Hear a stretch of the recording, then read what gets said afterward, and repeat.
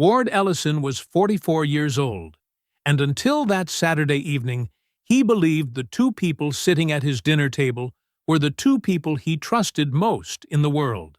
He had built his contracting firm from nothing over 20 years. Calloused hands, early mornings, every dollar earned straight. His wife, Andrea, had been beside him for 11 of those years. His best friend, Dorian, had been beside him for 18. That night, Andrea hosted a dinner party in the house Ward had renovated room by room with his own hands. The wine was good. The conversation was easy.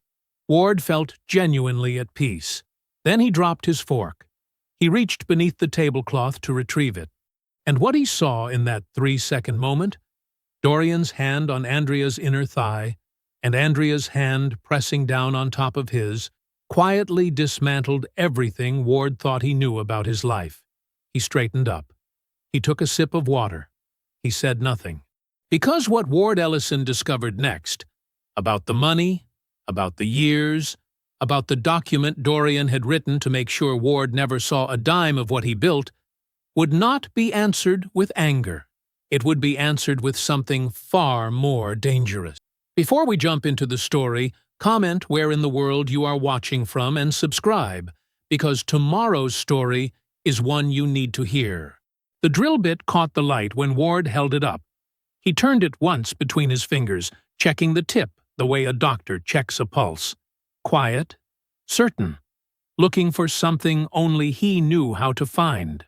Satisfied, he set it into the chuck and tightened it down with 3 clean turns. No more, no less. It was 4:47 in the morning. The garage workshop smelled like sawdust and machine oil and the particular cold that settles into concrete before the sun comes up.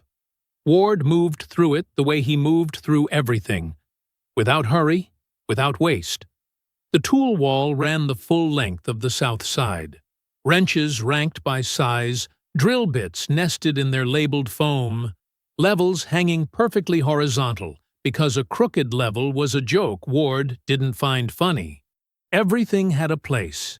Everything was in it. Above the workbench, 2 things were pinned to the pegboard. A photograph of his mother, Ruth, taken at her retirement party 7 years back. She was laughing at something off camera, head thrown back, one hand pressed flat against her chest, like joy was a thing that needed holding in. And beside it, older, slightly curled at the corners, Ward and Dorian at 22. A job site somewhere in the east side of the city. Ward couldn't remember which one anymore. They were grinning the way young men grin when they don't yet know how much things cost. Dorian had his arm thrown around Ward's shoulders. Ward was holding a hammer. He glanced at it the way he always did. Then he got to work. Andrea called the workshop an eyesore. Not cruelly. She said it the way she said most things about the house, with a kind of breezy authority, like she was reading from a list of improvements that the universe owed her. Ward had renovated every room in this house with his own hands. The kitchen cabinets, the crown molding in the hallway, the deck in the back where she hosted her Sunday morning yoga sessions in the summer. He'd built all of it. The workshop was the one room he'd built entirely for himself, and she had never once stepped inside it. He didn't dwell on that. Ward was not a man who dwelled. 11 years of marriage had a texture to it, the same way old wood had a texture. Worn smooth in some places, rough in others, the grain of it visible if you looked close enough. They had no children. Andrea always had a reason to wait, and the reasons had changed over the years the way seasons change, naturally without announcement, one sliding into the next before you quite registered the shift. She taught yoga 4 days a week and maintained a social calendar that kept her busy in the particular way that left no visible gaps for Ward to question. He didn't question. That wasn't his nature. Ward fixed what was broken. What wasn't broken, he left alone. The marriage had cooled. He knew that. He attributed it to busyness, to the firm, to the natural settling that happened when 2 people stopped being new to each other. He told himself this was ordinary. Most mornings, he believed it.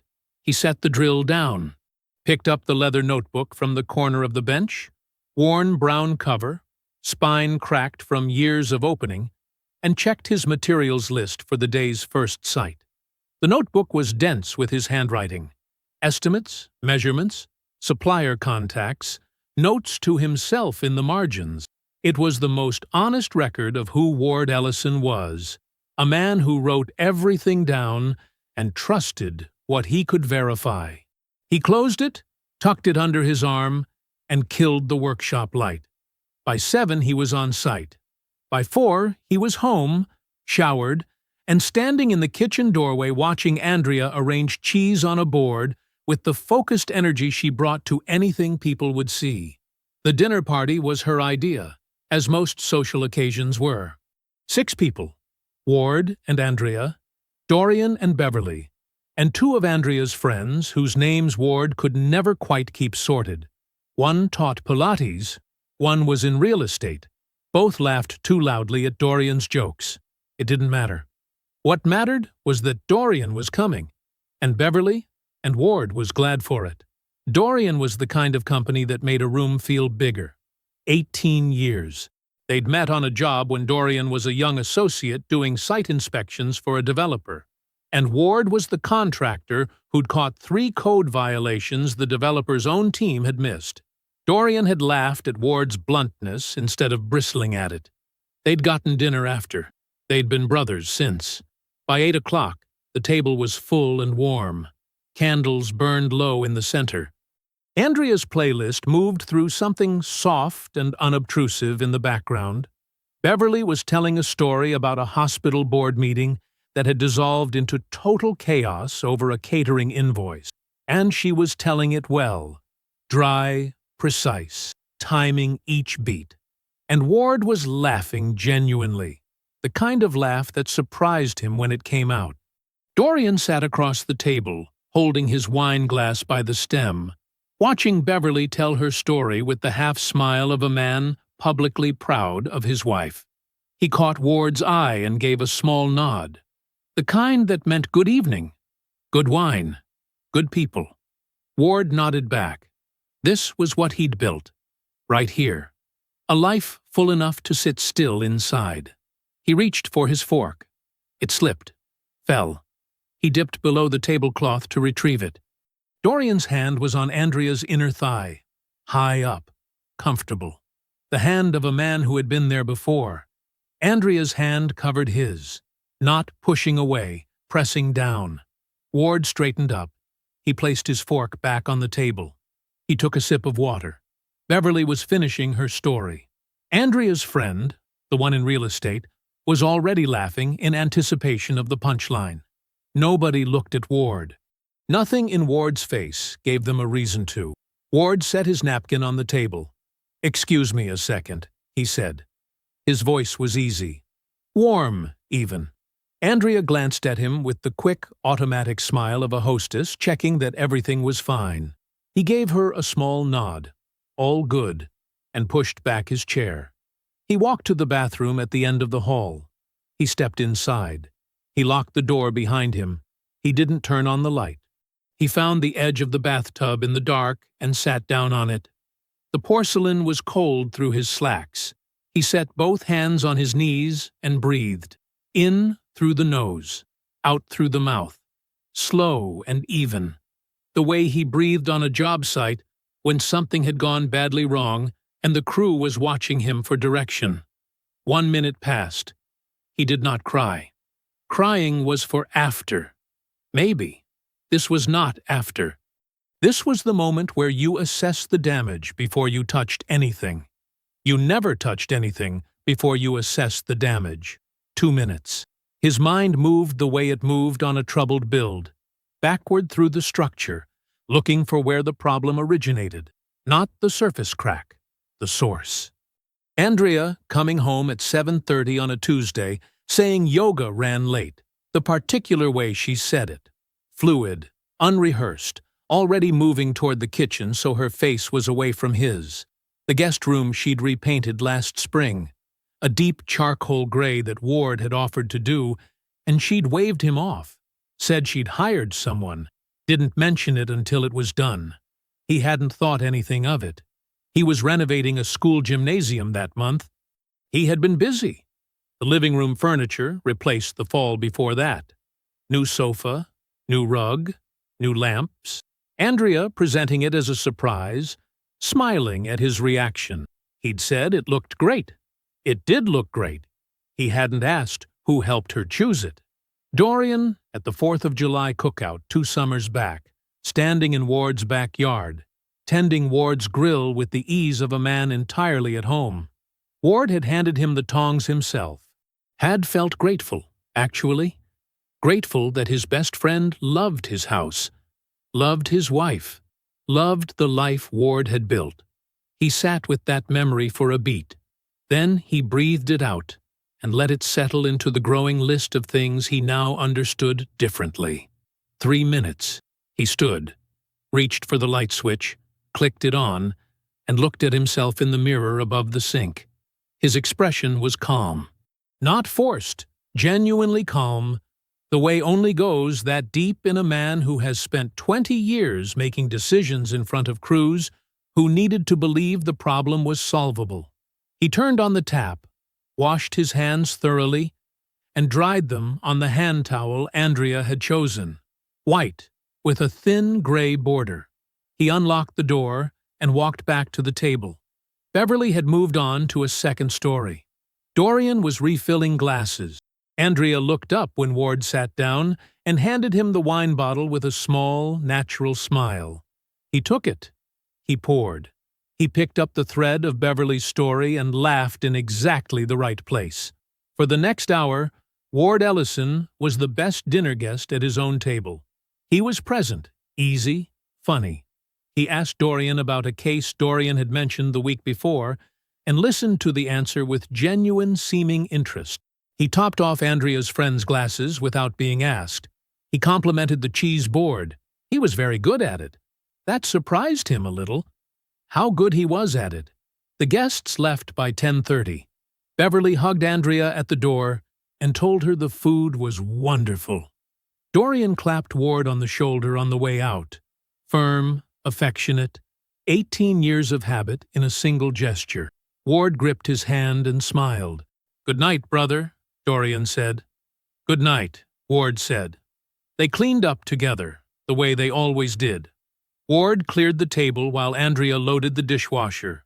They moved around each other in the easy choreography of a long marriage.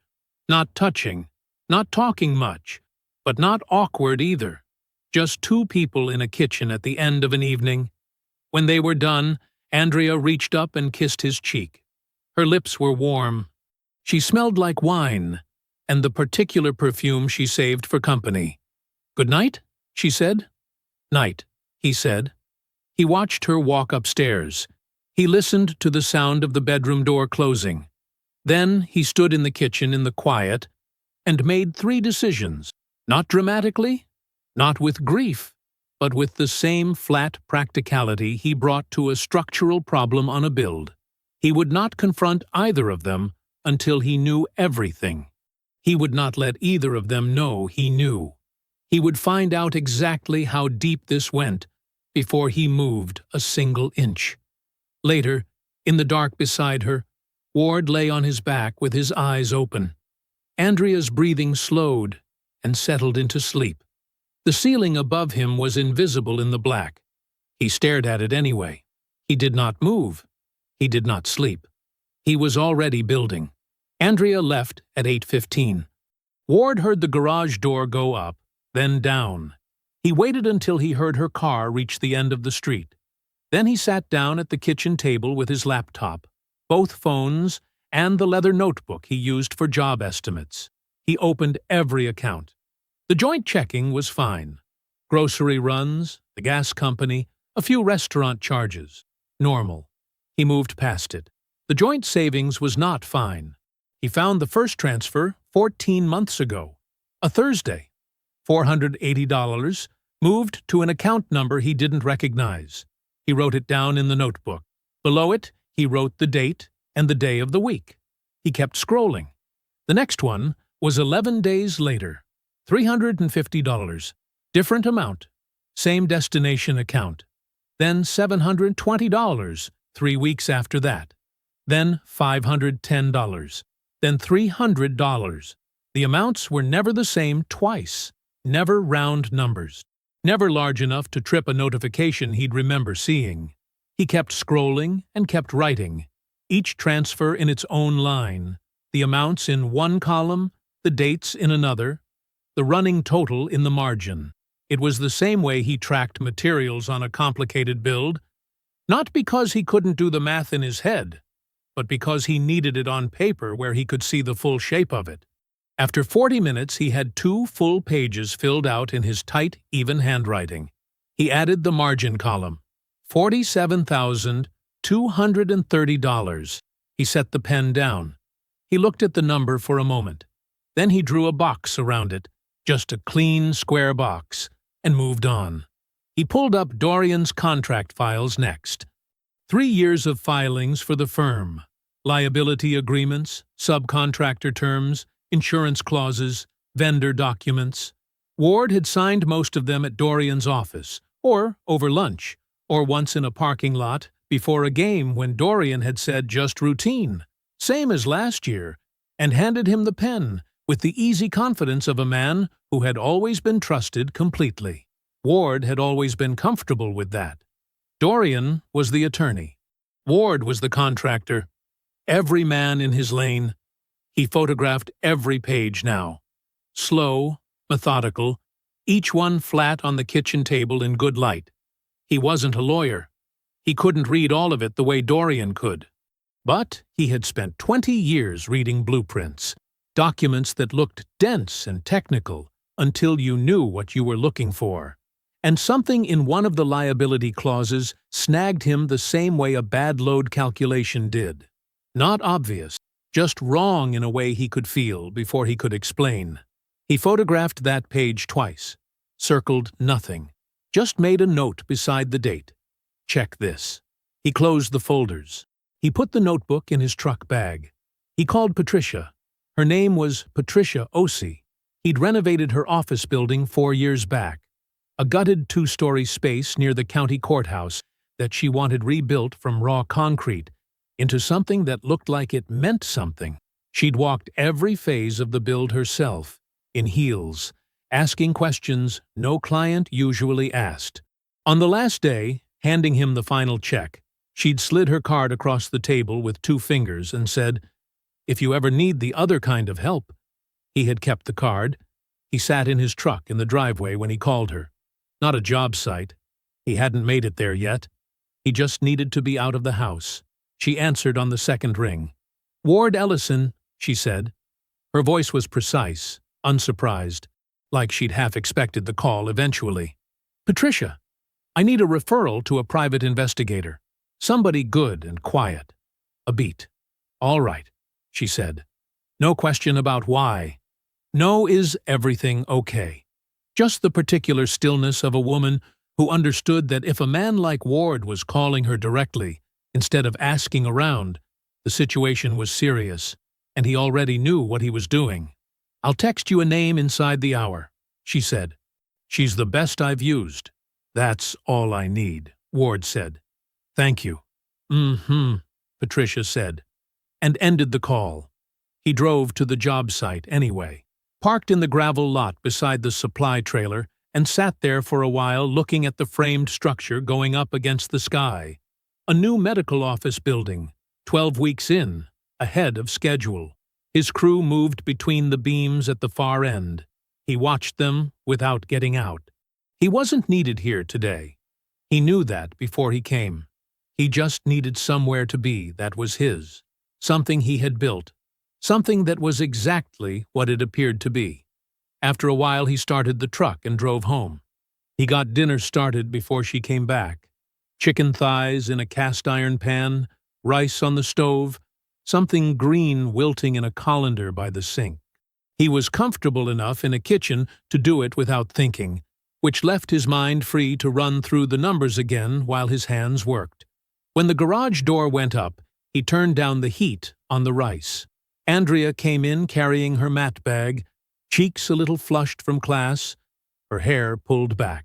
She stopped in the doorway between the kitchen and the hall and looked at the stove with what seemed like genuine warmth. "You cooked," she said. "Figured it was my turn." He glanced over his shoulder at her and smiled. Easy. Unhurried. She hung up her bag and came into the kitchen. She squeezed his arm as she passed, reaching past him to steal a look at the pan. "Smells good," she said. 15 minutes, he said. The coffee shop was the kind of place that stayed half empty on weekday mornings. No music, plain tables, a chalkboard menu, nobody updated. Ward had driven past it 100 times without ever going in. He arrived 8 minutes early, chose a table against the back wall, facing the door, ordered a black coffee he didn't particularly want, and set his hands flat on the table. She walked in at exactly 9 o'clock. Hazel was maybe 50, compact, with close-cropped gray hair and the kind of face that didn't offer much. Not unfriendly, just contained. She wore a dark jacket and carried a slim canvas bag over one shoulder. She spotted him before she reached the counter, walked straight to his table, and sat down without any of the small social warmth people usually use to fill a first meeting. "Ward," she said. "Hazel." He nodded. "Can I get you something?" "Already ate." She unzipped the bag and set a plain manila folder on the table. Blank. "Patricia told me the broad strokes. I like to hear the specifics from the client." Ward appreciated that. No performance, no reassurance, just work. He told her what he needed. Not everything he knew, just enough to point her in the right direction. His wife's weekly schedule. Yoga classes Monday, Wednesday, Friday mornings. A social lunch on Tuesdays. Errands and appointments spread through the week, usually between 10 and 2. His attorney, Dorian Pike, offices downtown, known to keep his Tuesday afternoons loose and his Thursday mornings off calendar. Ward gave her Dorian's firm address, his personal cell number, the make and color of his car. He slid a folded sheet of paper across the table. Dorian's LLC information, pulled from the state business registry the night before. He'd found it searching Dorian's name, a property holding company registered 2 years ago that Ward had never heard of. Hazel picked up the paper, scanned it once, set it in the folder. "Financial intersections," Ward said. "Anything connecting the two of them that runs outside my knowledge? Any account? Any entity? Any transaction? Whatever you can document." "Understood." She wrote 3 short lines in a small notepad. Then she looked up. "Timeline?" "As fast as accurate allows. 2 weeks for a solid first report. Maybe 10 days if there's obvious activity." "Fine." She named her retainer. Ward pulled an envelope from his jacket and set it on the table without counting it in front of her. She didn't open it. She put it in the bag and stood. "I'll be in touch through the email Patricia set up," she said. "Don't contact me any other way until I reach you first." "Understood," Ward said. She left. He sat for a moment, both hands around the coffee cup. Then he drank it, paid the bill, and walked out into the late morning sun. The job site was loud when he pulled up. A concrete pour on the east side, 2 flatbeds unloading steel, somebody's radio fighting the noise and losing. Ward moved through it all without breaking stride, nodding at the crew, checking 2 things on instinct before he found Clinton near the supply trailer with a clipboard and a phone pressed between his ear and his shoulder.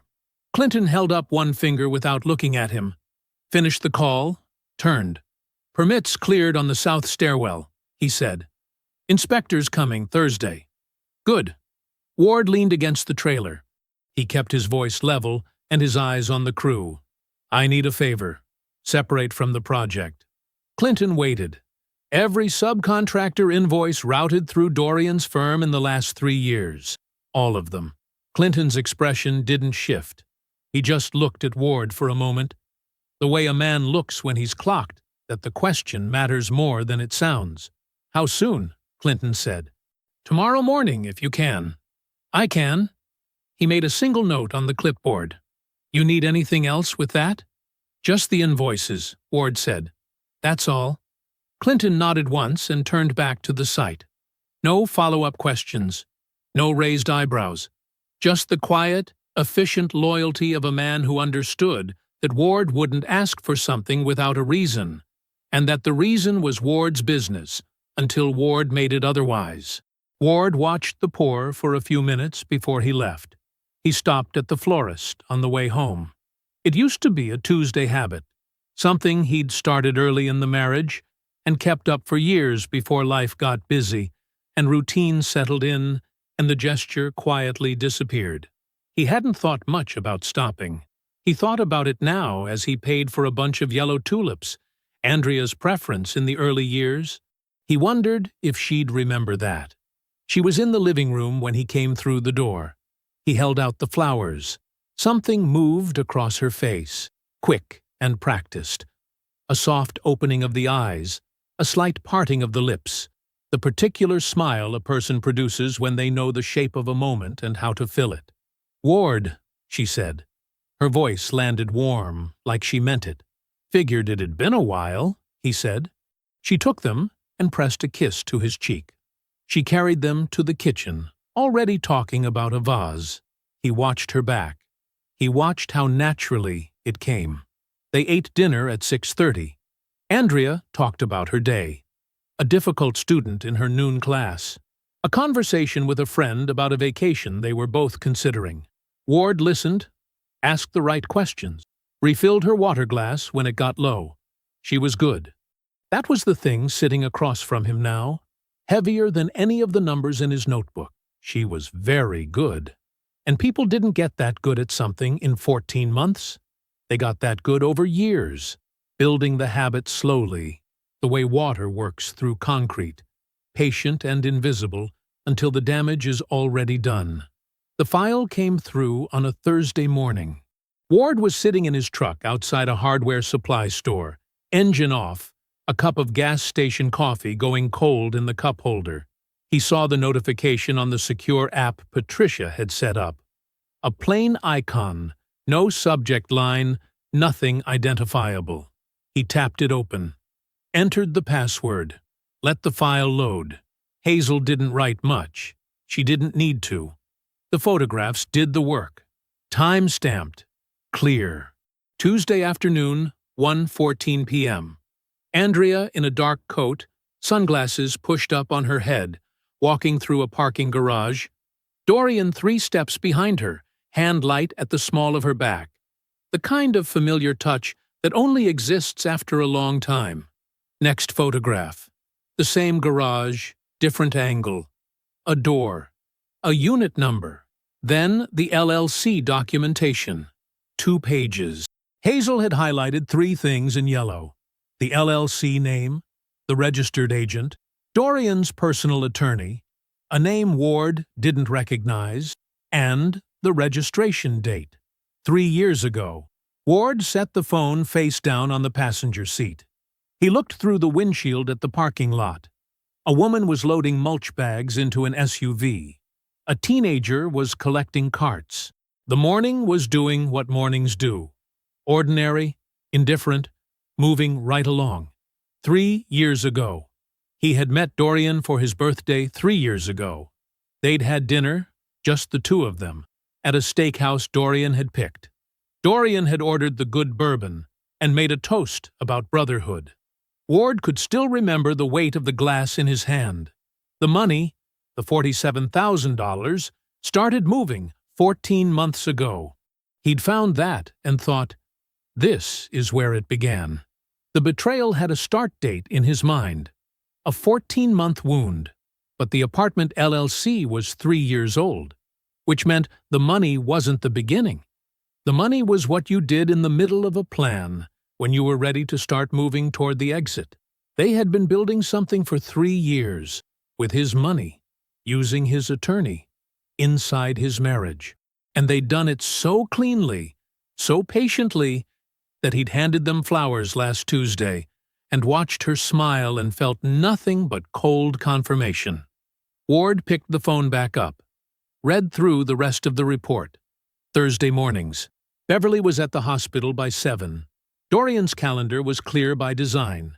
Andrea's yoga class ended at 9:15, which left a clean window.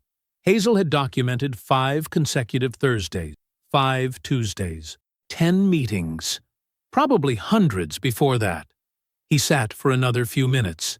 Then he got out of the truck and went inside the hardware store. He bought enough to start the kitchen renovation he'd been putting off for going on 2 years. New cabinet hardware, a better faucet, tile for the backsplash, a warm cream color Andrea had picked out of a magazine and then stopped mentioning. The way she stopped mentioning things she'd decided she wasn't getting. He loaded the truck methodically, checked his list twice, drove home at an easy pace. Clinton came by that evening with a printed file and a USB drive. They sat at the workbench in the garage. Ward's space, not the house. Clinton set the papers down without ceremony and let Ward go through them. It took about 12 minutes. Dorian's firm had billed Ward's company across 31 separate invoices over 3 years. Some of the charges were legitimate. A lot were duplicated. The same service billed twice under different line descriptions. Several were inflated, sometimes by 40%, sometimes more. And 2 invoices near the back of the stack were for work that, as far as Clinton could determine, had simply never happened. No corresponding service, no communication, no record. Just a number on a page and a date. $31,000. Ward pulled the leather notebook from the shelf above the workbench. He opened it to the page where he'd mapped Andrea's transfers. Below that total, $47,000, he wrote Dorian's number. Then he drew a single line underneath both figures and wrote the sum at the bottom, $78,000. He looked at it for a moment. Then he closed the notebook. "Good work," he said. Clinton nodded. "You need anything notarized? I know a guy 2 blocks from the office." "Get it done," Ward said. "All of it." He waited until Clinton's taillights disappeared down the street before he went back inside and called Patricia. He told her he needed an estate attorney and a forensic accountant, both on immediate standby. He told her he wasn't ready to move yet. He told her to be ready when he was. She said she would be. He started the renovation that Saturday. Andrea stood in the kitchen doorway mid-morning, coffee in both hands, watching him mark measurements along the cabinet rail. She had the particular look of someone trying to read a situation and coming up just short. "I thought you said we were waiting until spring," she said. Ward drew a level line across the wall. "Clean and exact. Figured it was finally time," he said. He smiled at her over his shoulder. Easy. Warm. The same smile he'd been giving her for 11 years. She smiled back. And neither of them meant any of it. Ruth Ellison's house smelled like it always had. Garlic and old wood, and something sweet on the stove that Ward could never quite name, but had been chasing his whole adult life. He let himself in with his key. She was already in the kitchen. "I heard the car," she said, without turning around. "Hey, Mama." She pointed at the table with a wooden spoon. He sat. That was the whole greeting. That was enough. Ruth was 68 and moved through her kitchen like she still owned it completely. Which she did, same as she always had. Small woman. Precise. The kind of person who never made an unnecessary motion. She'd taught 6th grade for 31 years, and somewhere in those decades she had perfected the particular stillness of someone who had watched too many people too closely for too long to be surprised by any of them. She set a plate in front of Ward. Rice, braised chicken, a pile of greens that had been cooking since before he arrived. She sat across from him and picked up her fork and waited. Ward ate. He was genuinely hungry, and the food was genuinely good. And for a few minutes, he let himself just be her son. Not a man running calculations, not a man carrying $78,000 of betrayal in the back of his chest, like weight-bearing ballast. Just her son, at her table, eating food she made because he existed. Then he set down his fork. "Mama," he said. "I want to ask you something." She looked at him, said nothing. "Andrea," he kept his voice easy, careful. "What did you really think of her? From the beginning?" Ruth didn't answer right away. She set down her own fork. Not quickly, deliberately, the way she did everything. She folded her hands on the table and looked at her son with the unhurried attention she used to give students who were asking the wrong question in the right direction. "I was always gracious to that woman," she said. "I know you were. I want you to understand that first, because what I say next doesn't change that." Ward nodded. Ruth looked past him for a moment, like she was pulling something out of storage she hadn't touched in a while. Then she looked back. Andrea walks into a room, and the first thing she does, before she says hello, before she takes off her coat, is add it up. What things cost, what they say about the person who owns them, what the whole picture is worth. She said it plainly, without heat. Every dinner I ever hosted, she noticed the tablecloth before she noticed me. Every house she walked into, she was appraising it. I watched her do it for 11 years. Ward was very still. "She never once asked me a real question about my life," Ruth continued. "Not one that didn't find its way back around to money or status, or what Ward was earning or where the firm was heading. She'd ask how I was, and then wait for me to finish so she could talk about something that mattered to her." She paused. "I don't think she even knew she was doing it." "That's almost worse." The kitchen was quiet. The pot on the stove made a small, steady sound. "I chose not to say anything," Ruth said, "for a long time, because you were happy, or I thought you were happy, and I decided that was more important than being right about her character." She looked at Ward directly. "That was my choice. I own it." Ward's jaw was tight. He loosened it. "What did she do?" Ruth asked. Just like that. Calm and direct. The way she'd always asked him the hard questions since he was 9 years old and thought he could hide things from her. "I'm handling it, Mama," he said. "I just needed to hear you say it out loud." She studied him. He held her gaze and let her look, the way he always had, because she'd never once used what she found there against him. Then Ruth reached across the table and covered his hand with hers. Her hand was small and dry and warm, the hand that had signed his school forms and steadied his first toolbox, and pressed against his back at his father's grave when he was 11, and had no idea what to do with grief. "You were always the most patient person I ever raised," she said quietly.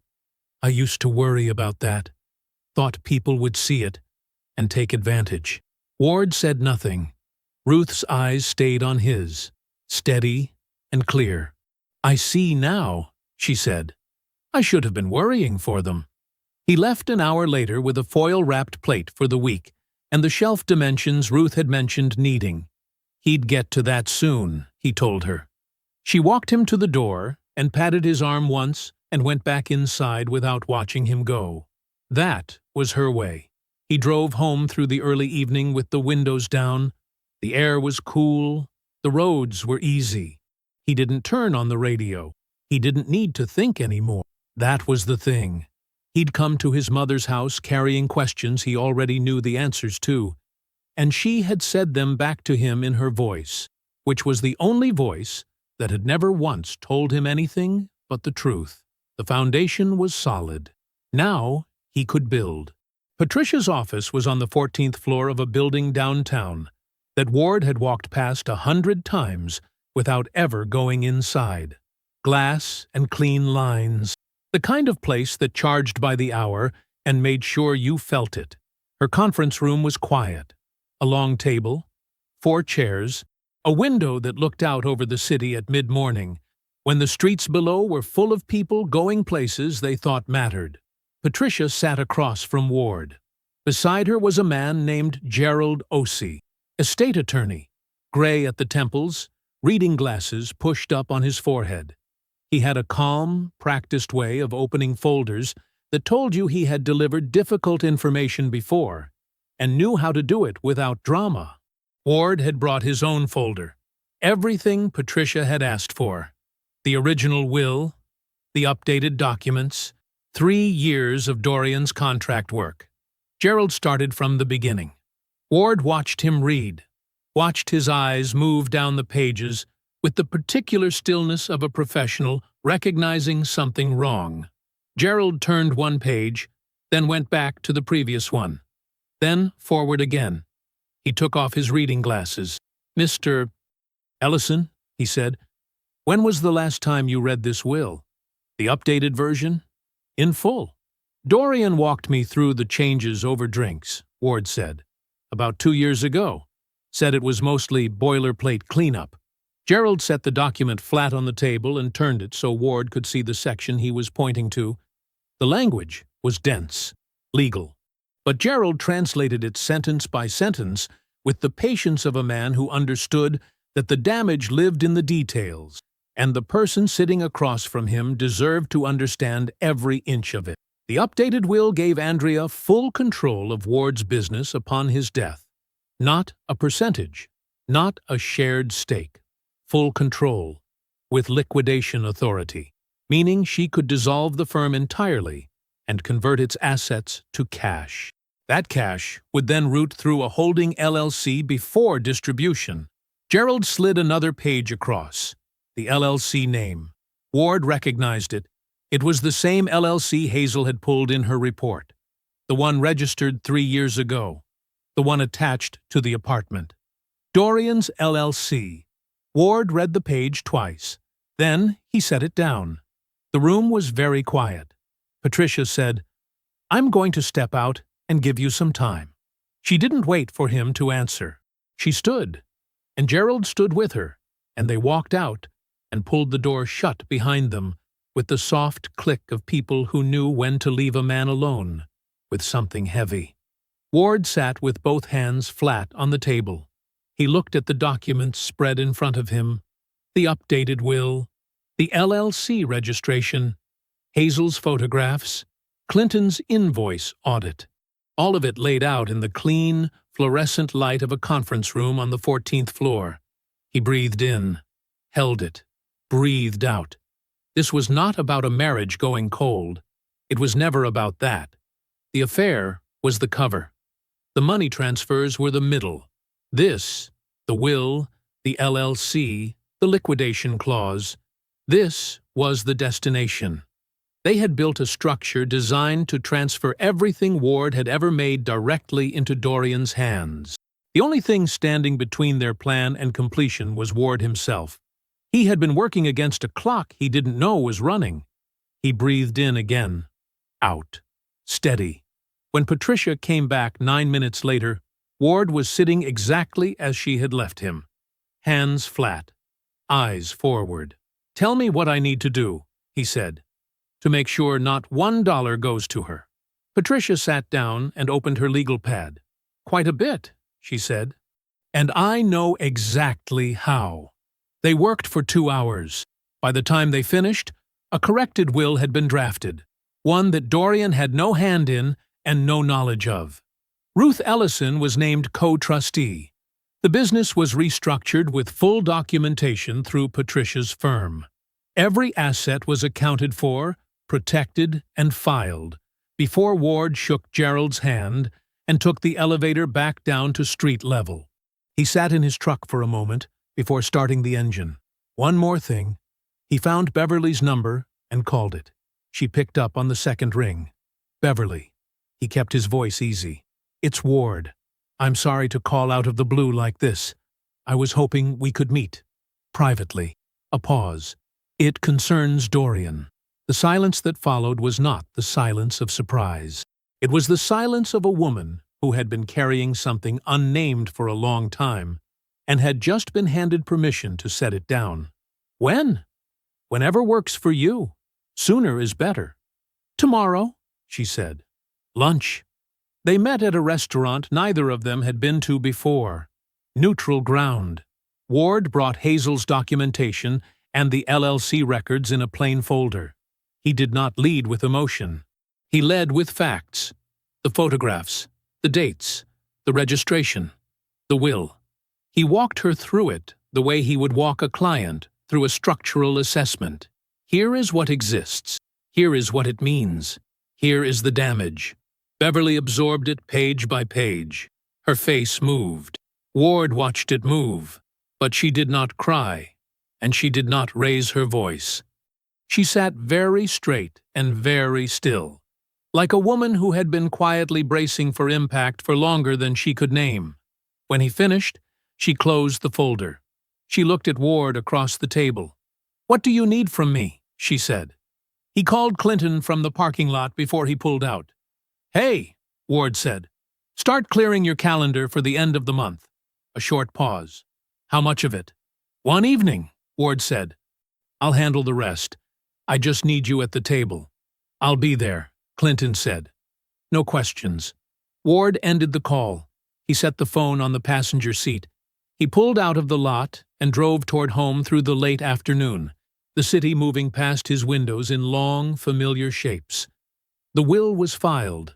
The assets were protected. Beverly was in. The board was set. Ward called Dorian on a Tuesday evening.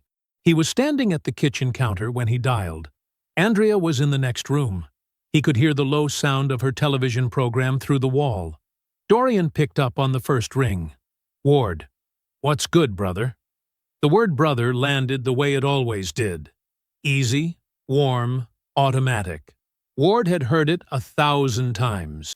He received it now the same way he received everything lately. He filed it away. "Hey, man. Listen, I just locked in the Crestfield Municipal contract. The Rec Center project." Ward let a beat of genuine satisfaction into his voice, because the contract was real, and the satisfaction was real, even if everything else about this conversation was not. "I want to do a proper dinner. Family style. You and Beverly, my mother, Clinton. Sit down together like we used to." Dorian's response was immediate and warm. "That's huge, Ward.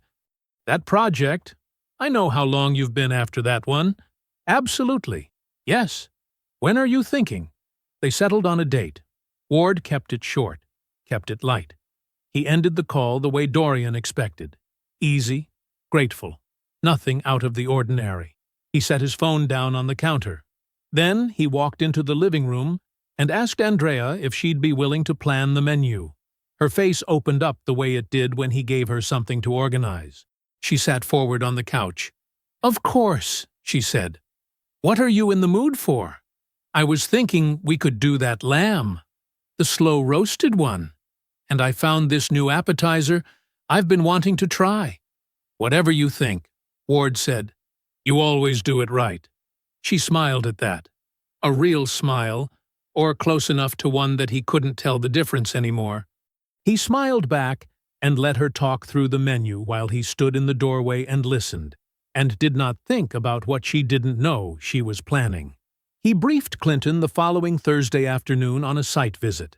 They stood near the back of an unfinished ground floor, away from the crew, voices low under the sound of a compressor running 2 rooms over. Ward did not mention Andrea. He did not mention the photographs, the apartment, or any of it. He talked about the invoices. He walked Clinton through the billing fraud the same way he would brief a subcontractor, methodically, without excess, one line item at a time. Duplicated charges, inflated hours, 2 invoices for services that were never rendered. Clinton stood with his arms crossed and listened without interrupting. His jaw tightened once, briefly, when Ward read out the total. "I need notarized copies of everything," Ward said. "Every overcharge, every supporting document, organized by date. And I need you at the dinner." Clinton looked at him for a moment. "You need me to bring them that night." "Yes." "Done," Clinton said. That was all. No questions about what would happen next. No commentary on what Dorian had done. Just the clean, simple yes of a man who had already decided that wherever Ward was going, he was going too. The morning of the dinner, Ward was in the garage by 6. He'd promised Ruth a wall-mounted shelf for her hallway months ago, back when things were different, and he'd had less on his mind. He hadn't forgotten. He'd just been waiting until he could give it the attention it deserved. He worked for 2 hours in the early quiet. The wood was white oak, solid, close grain, the kind that took stain evenly and held weight without complaint. He cut the brackets himself, sanded everything smooth by hand, fit the joints with the care he gave to things that were meant to last. When he was finished, he loaded it carefully into the truck bed. Ruth's house was 15 minutes away. She came to the door when she heard his truck in the driveway and had tea ready by the time he carried the shelf inside. He installed it in the hallway, level, flush, anchored properly into the studs. He did it without rushing. Ruth stood in the kitchen doorway with her mug and watched him work in the easy, appreciative silence of someone who understood what it meant when a man built you something with his own hands. When he finished, he stepped back and checked it. "Good?" she asked. "Good," he said. She made him sit for 10 minutes and drink his tea. They didn't talk about the dinner. They didn't talk about Andrea or Dorian or any of it. They talked about a book she was reading, about the cold that was coming. Ward drank his tea and let the quiet of his mother's kitchen settle over him like something being stored for later. Then he stood, hugged her, and told her he'd see her that evening. Back home, he showered and dressed carefully. Dark slacks, a fitted shirt the color of charcoal, shoes he'd had resoled twice because they were worth keeping. He sat on the edge of the bed and opened the leather notebook one final time. He read through it once. Every figure, every date, every name. He didn't need to. He had memorized all of it weeks ago. But he read it anyway, the way you walk through a finished structure one last time before the client takes possession, making sure everything is where it belongs. He closed the notebook. He set it on the nightstand. Downstairs, the front door opened. He heard Andrea's voice rise with hostess warmth. "You're here. Come in, come in." And then Dorian's laugh filled the hallway below, big and familiar. The laugh of a man who believed this was just another dinner. Ward stood, straightened his shirt. He walked out of the bedroom and moved toward the top of the stairs, his face composed and open, a steady smile already in place, the kind that reached his eyes, the kind that cost him nothing to produce any more. "Hey!" he called down. "Glad you made it." The food was good. That was the first thing. The lamb came out exactly right. Andrea had timed it perfectly. And the table smelled like rosemary and warm bread, and the kind of effort that makes people feel welcomed. Ward noticed this without sentiment. She had always known how to make a room feel like home. It was one of the true things about her. He let himself enjoy the meal. He laughed at Dorian's stories. Dorian had 3 of them tonight. One about a closing that nearly fell apart over a survey error, one about a judge he knew from law school, and one that Ward had actually heard before, but listened to again like it was new. Dorian told stories the way he did everything, with total confidence in his own audience, filling whatever space he was given. Beverly sat across from Ward and ate with quiet elegance. She had arrived in a burgundy-wrapped dress and spoke warmly about a hospital renovation she was overseeing. She and Ward had exchanged one look when she walked through the door. Brief, level, mutual, and that was all either of them needed. Ruth sat at Ward's left. She ate slowly and said little, which was exactly her way. She complimented Andrea on the lamb. Andrea beamed. Clinton arrived 10 minutes after the others, apologizing for a slight delay. He sat, accepted a plate, and settled into the kind of easy quietness that made him invisible to people who didn't know what to look for. Ward lifted his glass during the main course. "I want to say something," he said. The table softened. Forks lowered. "Dorian, 18 years. You've been at the table for all of it. The early stuff, the hard years, every contract that mattered." He looked directly at Dorian and held his gaze. "I wouldn't have built half of what I built without having you in my corner. That's the truth." Dorian's smile spread wide and slow, the smile of a man receiving exactly what he expected. "Brother," Dorian said, and raised his glass back. They drank. Every word of the toast had been true. Ward had not needed to lie once. Dessert was a chocolate torte Andrea had ordered from a bakery downtown. Ward had a full slice and told her it was excellent because it was. The conversation floated easily. A neighbor's renovation project, Beverly's hospital expansion timeline, a memory Clinton shared about a permits office in the 3rd Ward that had taken 3 weeks to answer a single phone call. Ward laughed at that one genuinely. He was in no hurry. When the plates were cleared and the coffee was poured, Ward set his cup down and folded his hands on the table. "I want to talk about the business," he said. His voice had not changed. The temperature of the room had. He looked at Clinton, who reached into the folder he'd kept beside his chair all evening and placed a neat stack of notarized documents on the table. Ward went through it the way he would present a project estimate to a difficult client, line by line, invoice by invoice. He named each date, each charge, each amount. He did not editorialize. He did not raise his voice. He simply read the record aloud, the way you read a thing when you want everyone in the room to understand that the record exists and always will. Dorian's expression moved through stages. Confusion first, performed well, but not well enough. Then a brief recalibration behind his eyes. Then the explanation came, smooth and quick. Billing errors, a paralegal who'd left the firm, a software migration that had caused duplicates in the system. Ward listened to all of it without moving. When Dorian finished, Ward reached to his left and placed Hazel's photographs on the table. He didn't arrange them. He didn't narrate them. He simply set them down, face up, in a clean stack. Beverly did not look at them. She reached into her bag, withdrew a sealed envelope, and slid it across the table to Dorian without a word. Her eyes did not leave her coffee cup. Dorian looked at the envelope. He did not open it. Andrea's voice entered the room. Careful, measured, building from a place of practiced sincerity. She had been quiet for the past several minutes, and Ward had noticed her organizing herself, finding her footing. She spoke about loneliness, about a marriage that had grown cold years before any of this, about a man who was always more present on a job site than in his own home. Her voice carried genuine feeling, the kind that comes from believing your own story completely. She was good. She had always been good. Ward waited until she finished. Then he opened the folder in front of him. He walked through the transfers. $47,000, 14 months.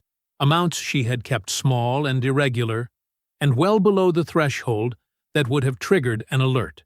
He named the account she had moved it into. He named the date the LLC was registered. Not 14 months ago. 3 years ago. 2 full years before the first dollar moved. The color in Andrea's face changed. Then Ward said, "And the will." Dorian stood up. Ward looked at him. "Sit down," he said. He said it once, quietly, without moving. Dorian sat. Ruth had not spoken all evening. She looked at Andrea now, and her voice was low and entirely without performance. "My son gave you his whole self. You should have treated that better." She did not say anything else. Ward let the silence hold for 3 full seconds. Then he pushed back his chair and stood. He looked at Beverly and said, "Thank you." He looked at Clinton and said, "Thank you." Then he turned to his mother, and his voice was the same voice he used when things were finished and done right. "Let's go, Mama." He walked out of his own dining room without looking back. Ward called Patricia at 7:15 the next morning. He was sitting in his truck in the driveway. The house was quiet behind him. The sun was just starting to clear the tree line, throwing long orange light across the hood. "Everything filed," Patricia said before he could ask. "The corrected will, the restructured assets, the bar complaint, the civil fraud filing. All of it went in yesterday afternoon. Move on, all of it," Ward said. "Today, already in motion." He sat for a moment after he hung up, watching the light move across the pavement. Then he started the truck and drove to a job site he actually needed to visit. The consequences arrived the way structural damage does. Not all at once, but in a sequence that, once it started, could not be stopped. The state bar complaint triggered a formal investigation within 2 weeks. Ward didn't have to do anything after that. The system moved the way systems do when the documentation is clean and complete. 3 other clients surfaced within a month.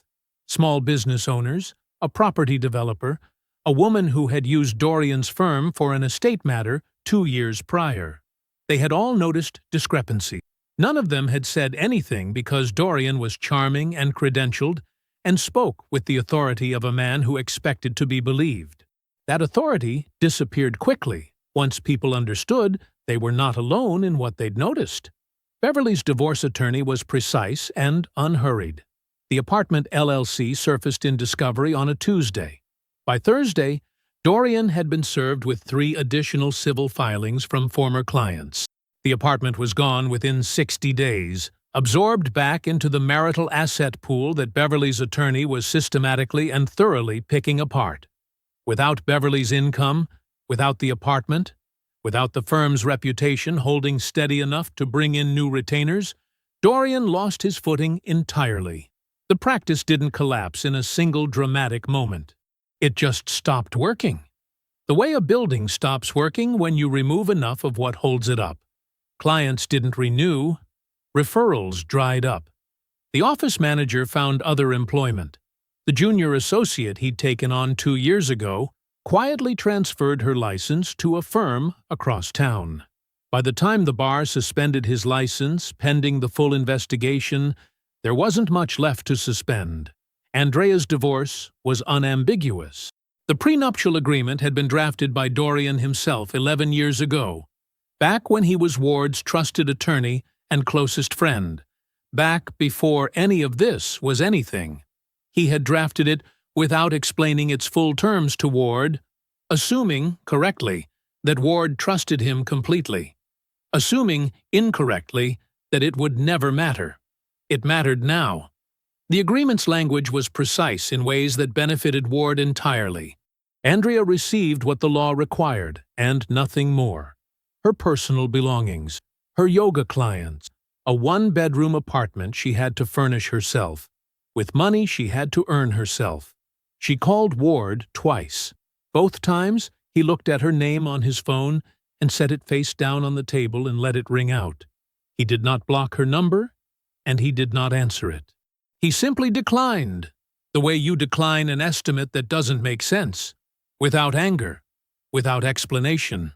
She called Ruth once. Ruth answered. She did not say hello. She did not say anything. She listened to Andrea's voice on the other end of the line, and when Andrea paused for breath, Ruth ended the call. That was the last time either of them heard from her. 14 months later.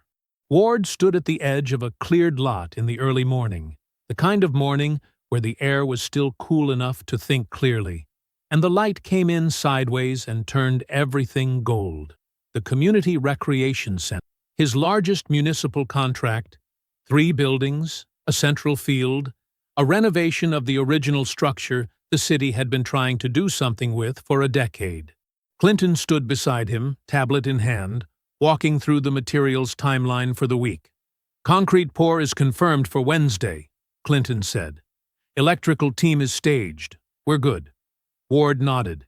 He was watching the lot the way he always watched a new site, reading it, measuring it in his mind before a single instrument touched it. His phone buzzed. He glanced at it. Beverly. A brief, clean text. Promotion effective last month. Hospital System Director. Board is reviewing a renovation project for our main campus. I'm recommending your firm. More to follow. Ward typed back, Congratulations. We'll do right by you. He pocketed the phone. He was seeing someone. The narration didn't need to linger on this. It was enough to know that she laughed at his jokes before he finished them, which he found unreasonably delightful, and had stopped trying to explain. Ward reached into the chest pocket of his jacket and pulled out a new leather notebook, unmarked. He uncapped his pen, wrote the project name on the first line, and then wrote the second line, the beginning of his estimate. The numbers came the way they always came, clean, accurate, earned. He moved slowly across the site, measuring carefully. He wrote his numbers down. He closed the notebook. I hope you enjoyed that one. Be sure to like the video and subscribe so you don't miss the next story. I've picked out 2 more for you that I think you'll really like.